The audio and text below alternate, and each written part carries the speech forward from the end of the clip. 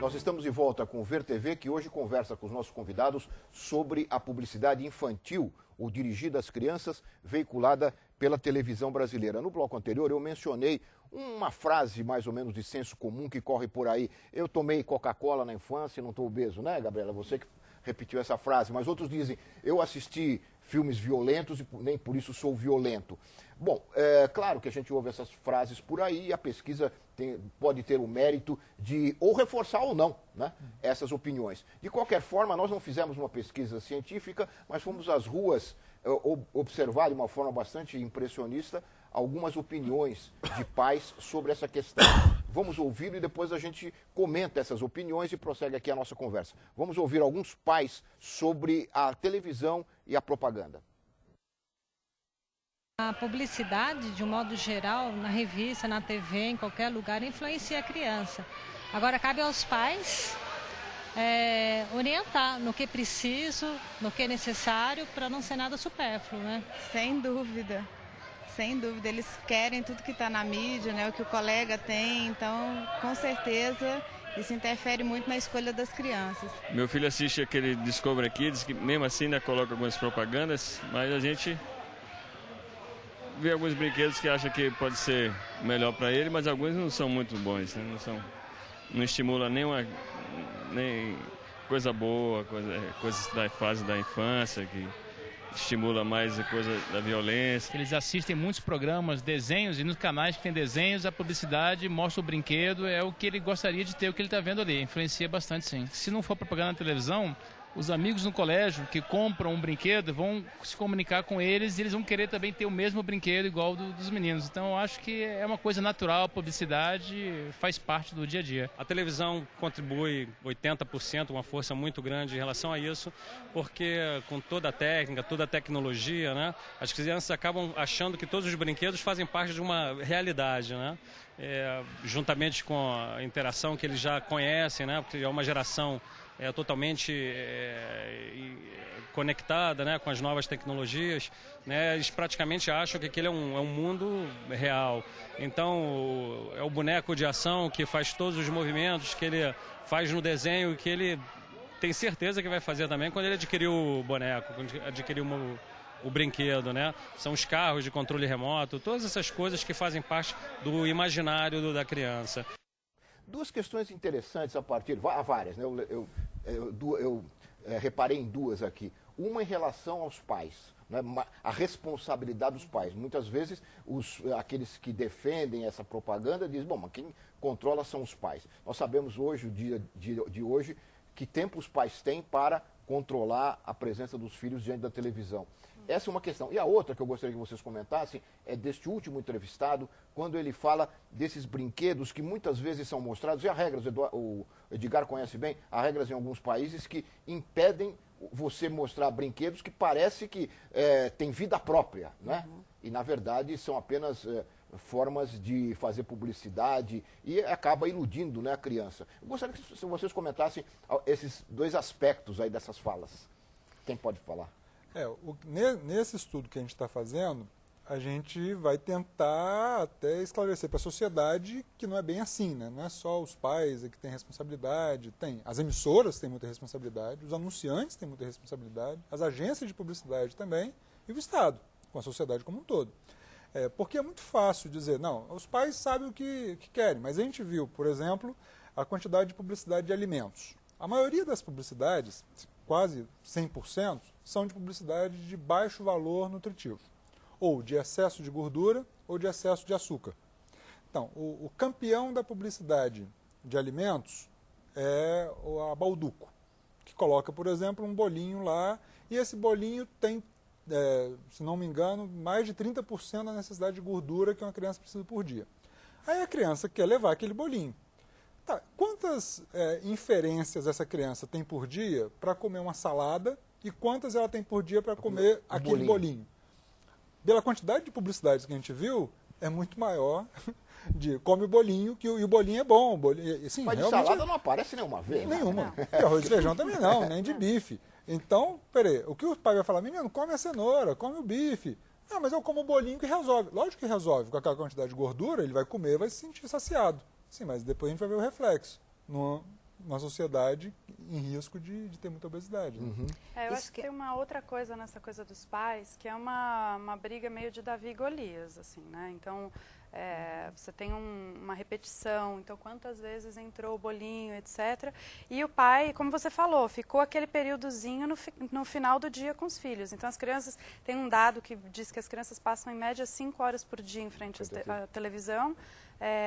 E o pai tem aquele períodozinho... Você acha que o pai vai poder passar 5 horas por dia? Isso é a média. Ou ele está no emprego ou está procurando emprego. Isso é a média, porque assim, obviamente deve ter crianças que passam muito menos, mas você tem crianças que passam o dia todo, né? Especialmente nas crianças que dependem da TV, como babá eletrônica, que não tem babá, em que os dois pais precisam trabalhar, etc. Aí se você contabiliza tempo de transporte, que tem trânsito nas cidades malucas, quer dizer, o pai tem aquele períodozinho de 2 horas para competir com... na média, 5 horas por dia, com uma indústria que movimenta bilhões, que tem todas as ferramentas para inserir publicidade com personagem, com os apelos todos. Então, até aquela coisa do bonequinho que se mexe mais ou menos, etc. E o pai fica meio refém da situação, né? Agora, eu acho que é uma responsabilidade compartilhada. Isso está previsto no Estatuto da Criança e do Adolescente, está previsto na Constituição, deveria ser seguido. Né? Graças, você ia falar. Eu acho que além disso que eles colocam, que é isso mesmo, né? Quer dizer, a gente tem uma realidade hoje que a presença dos pais mudou, não é, enfim, é parcial, é dentro de um monte de outras influências. Mas isso também mostra, essa discussão, uma simplificação do que é a produção subjetiva, né? Porque, na verdade, quando você focaliza, não, o pai é o responsável, parece que uma única influência, é possível que aquilo vai ficar individualizado nessa relação do pai com o filho, quando não é assim, né? A nossa produção subjetiva, aquilo que a gente passa a viver, enfim, experienciar, é um conjunto que, inclusive, é compartilhado, né? Então, assim, mesmo que o pai fale, vamos supor um pai que fique mais, não deixa assistir, controle mais. Bom, essa criança, mesmo assim, essa criança vai para a escola, conversa com os outros. Um dos pais falou aqui, mas ele vê o brinquedo do outro amigo. Do colega, quer dizer, na escola se conversa sobre isso, os amiguinhos falam sobre isso. Então, tem uma produção subjetiva que é social e que perpassa as relações. Então, é disso também que nós temos que cuidar, porque senão a gente está sempre ilusoriamente atribuindo a determinados indivíduos. Uma hora é a escola, outra hora é o pai, outra hora é o próprio indivíduo. Às vezes até a televisão. A televisão, exageradamente. Exatamente. Quando não é, na verdade, é assim, pensar as relações e como é que que tipo de produção de valores você vai incentivar, o que é importante dar espaço, né, socialmente para ser compartilhado, que tipo de concepções que a gente acha que devem ser valorizadas e compartilhadas. E eu acho que isso muda até a compreensão do que é a produção subjetiva, né, que às vezes está muito simplificada nessas análises. Olha, a Gabriela trouxe aqui um documentário produzido pelo Instituto Alana, chama Criança, a Alma do Consumo. Esse documentário... Criança, a alma do negócio. A alma do negócio. É isso. É quase igual. A alma do negócio. Criança, a alma do negócio, que pode ser obtido, né, no Instituto Alana. Ele está disponível pela internet, no site do Projeto Criança e Consumo, no site do Instituto Alana. Ele pode ser baixado gratuitamente. A ideia é que as pessoas realmente reproduzam, façam uso, espalhem mesmo. E no YouTube tem os trechinhos menorzinhos para assistir online também. Então, se não tiver internet super rápida que dá para baixar, também dá para assistir os trechinhos menores pela internet. Vamos mostrar um trechinho desses para as pessoas se entusiasmarem e irem ao YouTube procurar. Criança, a Alma do Negócio. Vamos ver.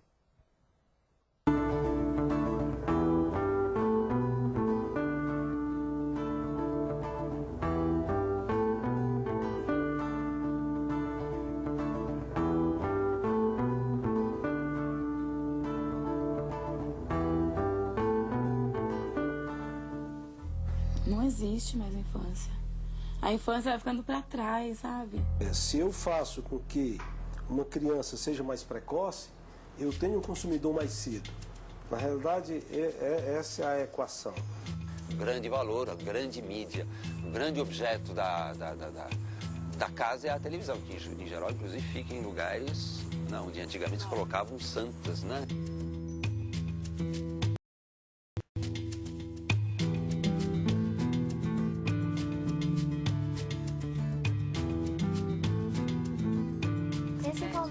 Quando eu vejo na televisão e acho bonito. Aí eu peço pra minha mãe, ela fala que não tem condições. tem vezes que eu tento entender, tem vezes que eu não consigo. Pais que entendeu? Mexem com a cabecinha deles, porque é bem imatura, né? A criança é vulnerável, ela vai ver, ela vai querer. Vai chegar até os pais, com certeza. O pai que pode, ele quer fazer a vontade do filho. Então eles estão usando a criança para conseguir afetar o adulto. A TV Câmara, o Edgar me lembrava aqui, tem exibido, né, em alguns momentos, a íntegra desse documentário. Quanto tempo tem o documentário? Tem 48 minutos. E a gente tem percebido que ele é uma ferramenta super bacana para sensibilizar as pessoas sobre esse tema. Então a gente tem usado muito também em debates que a gente tem feito ao redor do país. A gente teve recentemente, no mês de fevereiro, em Belém, fazendo um evento em parceria com o Conselho Regional de Psicologia, inclusive. E agora temos um evento no final do mês de março, que vai ser em Campinas. Tem evento agendado para o Rio de Janeiro, Belo Horizonte. A gente tem levado sempre... A gente faz uma apresentação do documentário e, na sequência, um debate com algum especialista da cidade a respeito do tema, né? Porque é um jeito de ir sensibilizando aos pouquinhos as pessoas. E já há outros em preparação, Edgar até já foi entrevistado, né, Edgar? Tem essa mesma equipe aí, a Estela Renner, essa produtora, estão fazendo um agora sobre obesidade. E bem mais amplo, internacional, ele com entrevistas especialistas no mundo todo, andaram, vai ficar bem interessante. Será que dá tempo da gente evitar chegar ao nível da obesidade dos Estados Unidos, se a gente tomar algumas providências antes? Porque nós estamos caminhando para isso, né, Edgar? Tomara, porque nos Estados Unidos, por exemplo, o governo passado inventou uma campanha, e as pessoas podem até ver na internet, a campanha do Ministério da Saúde, junto com os fabricantes e anunciantes, era o Shrek, era o garoto propaganda do Ministério da Saúde contra a obesidade. Shrek, vamos malhar e tal. Só que uma marca de sanduíche, McDonald's, que tem o Shrek como patrocinador, como garoto propaganda, casava os seus comerciais com o anúncio do Ministério da Saúde. Então passava assim, o anúncio, vamos malhar e tal, o Shrek falando, vamos malhar. Aí na sequência entrava o Shrek saindo de um parque, agora que eu gastei minha energia, vou só para recuperar comendo um sanduíche. Pô, peraí. Então, não é desse jeito que se faz.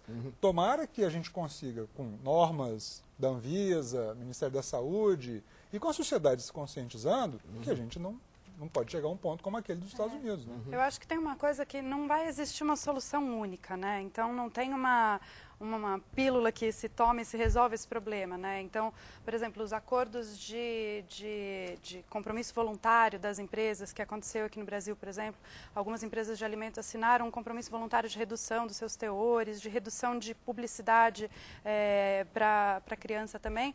Isso é uma parte da solução, mas a gente não pode se apoiar só nisso, né? Então, uma parceria também do Ministério da Saúde com os fabricantes de alimento para redução de sódio, redução de açúcar, também é uma parte da solução, mas a gente também não pode ficar só nesses compromissos voluntários. A gente precisa ter uma regulamentação em forma de lei que realmente seja cumprida, né? E acho que precisa ter debate, né? Porque eu fiquei pensando aqui agora, quer dizer, ao mesmo tempo que a gente tem essa consequência da obesidade em função, né, de uma determinada ênfase em certos alimentos, a gente tem a mesma mídia exibindo um padrão estético que vai na contramão disso. Gente, isso é sofrimento causado, né, assim, por nós mesmos, pela sociedade, para ela mesma, né? Quer dizer, você causa sofrimento. As pessoas vão numa direção e se impõem padrões que vão em outra direção, e tudo isso faz as pessoas sofrerem, ficarem infelizes, terem problemas de saúde, evidentemente, de todos os tipos, mas também, sabe, uma insatisfação sempre. Quer dizer, você nunca está satisfeito, né? Você nunca alcança aquilo que é desejável e, ao mesmo tempo, você é alimentado aí na direção contrária. Então, acho que precisa debate para perceber como isso é perverso com as próprias pessoas, com todo mundo. Então, acho que um pouco sair, né, acho que dessa coisa de polarizar esse ou aquele que é responsável. Claro, tem os maiores responsáveis, mas todo mundo tem que participar do debate, né? Porque eu acho que isso que o Instituto Alana está fazendo Exatamente. Com esse documentário é um caminho muito bom, né? Para você aprofundar esse debate. Não é só aprofundar, mas popularizar o debate, né? Sair do senso comum. Exato. E a gente tem tido umas experiências muito interessantes de receber muitos publicitários nas plateias, dizendo, a gente também concorda, a gente quer discutir uma coisa ou outra do que você está falando, mas a gente também concorda que precisa ter limite, a gente também quer debater esse assunto. Então, o que a gente tem percebido é que o diálogo tem acontecido um pouco mais, cada vez mais. Também, né? São pais também. Claro, exatamente. Com certeza. Agora, há uma resistência resistência maior, há uma resistência ainda bastante grande, né? O Edgar tem participado bastante desse debate, né, Edgar? Porque vem sempre um discurso, que eu tenho chamado de discurso escudo, contra a censura. Não tem nada a ver com censura. Isso é de interesse social, a sociedade tem que participar, o Estado tem que participar, as empresas têm que participar, então essa autorregulamentação voluntária, a gente tem que louvar alguns casos. Por exemplo, no nosso estudo, a gente viu, a gente está gravando das 6 da manhã às 9 da noite. Tem pouquíssima publicidade de refrigerante. Isso já é um dado muito interessante. Então, parabéns aos fabricantes e anunciantes de refrigerante que estão botando anúncio depois das 9 da noite. E não em programa infantil. Você acha que isso é um reflexo desse debate? Eu acredito que sim. Mas, por exemplo, os fabricantes de biscoito não estão fazendo. As lanchonetes, girafas, McDonald's, não estão fazendo. Continuam botando muita publicidade nesses horários. Então, será que se elas... Eu gostaria de ter uma sociedade que não precisasse existir o Instituto Alana. Né? Que a gente tivesse uma sociedade consciente, que os pais falassem, não, mas isso daí faz mal para o meu filho. Então eu não vou consumir esse produto, porque está prejudicando a saúde do meu filho. Mas estamos longe ainda disso. Claro, claro. Bom, nós vamos fazer mais um intervalo e voltamos em seguida com o Ver TV, que hoje conversa aqui com os nossos convidados sobre a publicidade infantil veiculada pela televisão. Nós voltamos já.